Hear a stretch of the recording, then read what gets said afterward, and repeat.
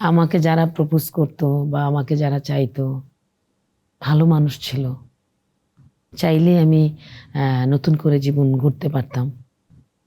এমন লুকিয়ে লুকিয়ে হয়তো আমি ভালোবাসতাম হয়তোবা, কিন্তু আমার বাচ্চা কখনোই মানুষ হবে না, কখনোই হবে না। আমি গ্যারান্টি দিতে পারি, সেকেন্ড ম্যারেজ করলে সৎ বাবা সৎ মায়ের ঘরে সন্তান কখনো ভালো থাকে না, কখনো না। কেউ যেন বিয়ে না করে, আর মেয়েরা বেশি আর কি। কারণ ছেলেদের জন্য আসলে ডিফিকাল্ট একা থাকা, রান্না বান্না, খাওয়া, অসুস্থতা, সেবা যত্ন। কারণ একটা পুরুষ মানুষের ঘরে ইয়াং কাজের মেয়েও কাজ করতে যায় না, তাহলে তার জন্য অসুবিধা নেই, করা উচিত, কিন্তু মেয়েরা বিয়ে করা উচিত না। আর পুরুষ মানুষের তো প্রবলেম নেই, 18 বছর তো মায়ের কাছেই বাচ্চা থাকে, 18 পর্যন্ত তো মায়ের কাছেই থাকে, তারপরেও ওই বেবিগুলা মেন্টালি ডিপ্রেস থাকে। আপনার গল্পটা বাংলাদেশের অনেক মায়ের গল্প।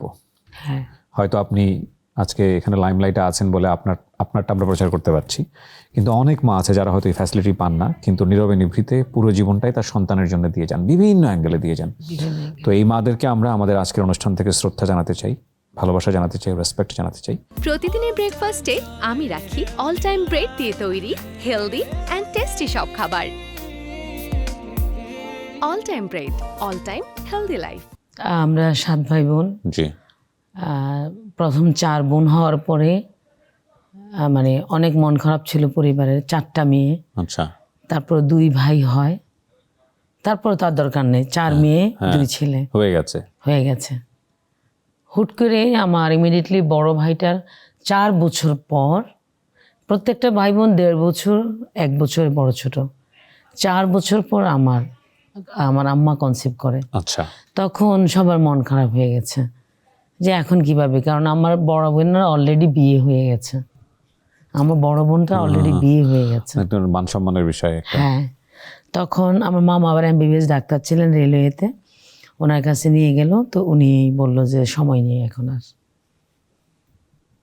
অ্যাবর্শন করার জন্য সময়টা নেই। এগুলো আপনি বড় হয়ে জেনেছেন না? আমি বড় হয়ে জেনেছি। অনাকাঙ্ক্ষিত বেবি অনাদরে বড় হয়ে হাজবেন্ডের সংসারে অবহেলিত হয়, এই অটা আমার জীবনে রয়ে গেল। আপা শুনি একটু, মানে আপনার বাবা কি করতেন? আমার বাবা এয়ারফোর্সে জব করতেন। ওকে।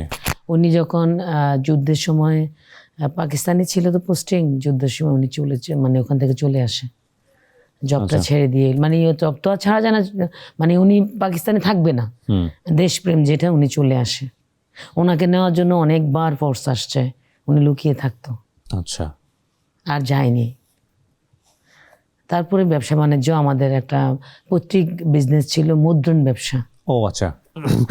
হাজীগঞ্জে প্রেস, ওই যে অক্ষর বসিয়ে বসিয়ে লেখা হতো কালি লাগিয়ে, সেটা চাঁদপুর কচুয়াতে, হাজীগঞ্জে। তো যাই হোক, আমার জন্ম হলো, 7 ভাই বোন, বোনদের বিয়ে হয়ে গেল, বোনদের বাচ্চা হলো।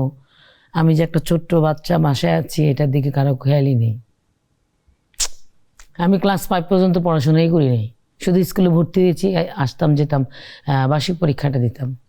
আমি যদি কোনো বোনের, তখন কিন্তু একটা ট্রেন্ড ছিল যে বোনের বাসায় ছোট বোন বেড়াতে যায়, আমি বেড়াতে গেলে 6 মাস আমার আব্বু আমাকে আনতো না, ওহো, পড়েই থাকতাম, মানে বোনে মেয়ে কোলে নিতাম।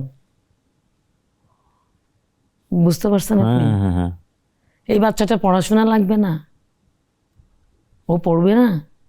আচ্ছা যাই হোক, ক্লাস 5-এর বছর যখন আমি মোটামুটি পাস করলাম, তখন আমার ভাইটা ভিক্টোরিয়া কলেজে পড়াশোনা করতো, ও ছুটিতে বাড়িতে গেল, গিয়ে ও আমাকে একটু পড়াশোনা ধরলো, যে ও তো কোনো লাইফ নেই, ও তো পড়ে আছে, ও আমাকে একটু পড়াশোনা করলো। উনি যখন পড়াশোনা আমাকে পড়াতে শুরু করলো, তখন আমি মোটামুটি রেজাল্ট ভালো করতে শুরু করলাম। আমার রেজাল্ট তো ভালো করছি, আমার স্কুলে যেতে ভালো লাগছে, এর আগে ভালো লাগতো না। প্রতিদিনের ব্রেকফাস্টে আমি রাখি অল টাইম ব্রেড দিয়ে তৈরি হেলদি অ্যান্ড টেস্টি সব খাবার। All time bread, all time healthy life.